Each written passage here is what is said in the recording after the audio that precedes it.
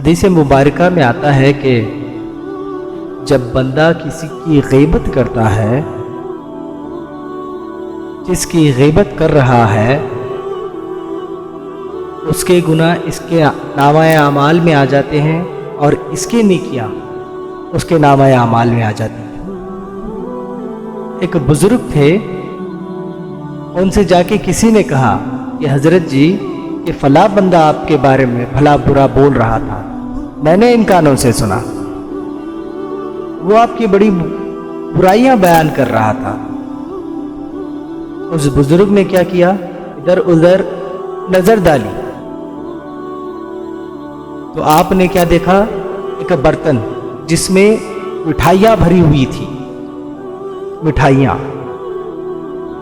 آپ نے کہا بھائی یہ مٹھائی والی جو برتن ہے اس کو دے دے کے آ جا، میری طرف سے یہ اس تک پہنچا دینا۔ وہ کہنے لگا یہ کیا بات کر رہے ہو، ایک تو وہ آپ کی برائی کر رہا ہے اور آپ دوسرا مٹھائی بھیج رہے ہیں، یہ کیا بات ہوئی؟ فرمایا بھائی میرے کہے بغیر، میرے نہ مانگنے پر بھی، میں نے تو اس سے مانگا نہیں تھا اور نہ ہی میں نے اس سے پوچھا تھا،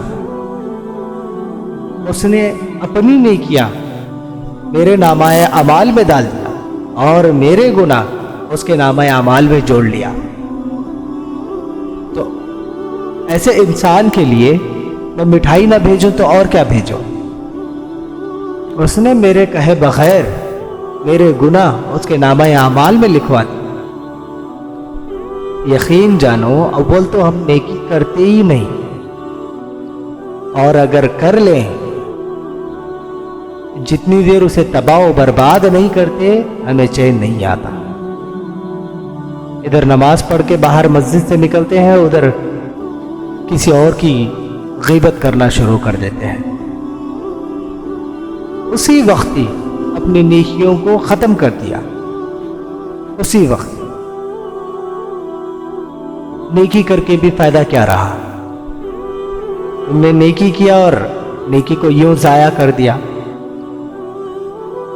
غیبتیں، چغلیاں، جہاں بیٹھو فلاں کی برائی، فلاں کی برائی۔ کبھی اپنے گریبان میں جھانک کر دیکھا ہے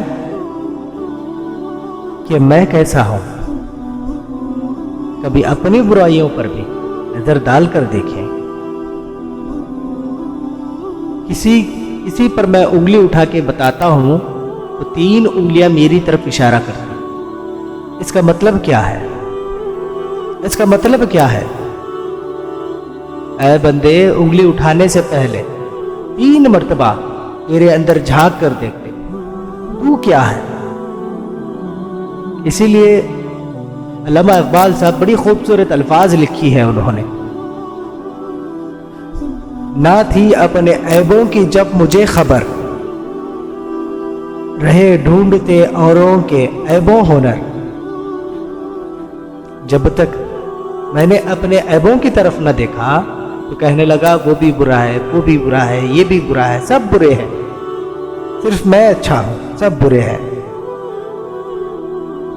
لکھا ہے نہ تھی اپنے عیبوں کی جب مجھے خبر، رہے ڈھونڈتے اوروں کے عیب و ہنر، اور پڑی جب اپنے عیبوں پر میری نظر میں کوئی برا نہ رہا۔ جب میں نے اپنے اندر جھانک کر دیکھا، اپنے عیبوں پر جھانک کر دیکھا، خود میں دیکھ لیا، کہتا ہے ساری دنیا اچھی ہے، صرف میں ہی برا ہوں۔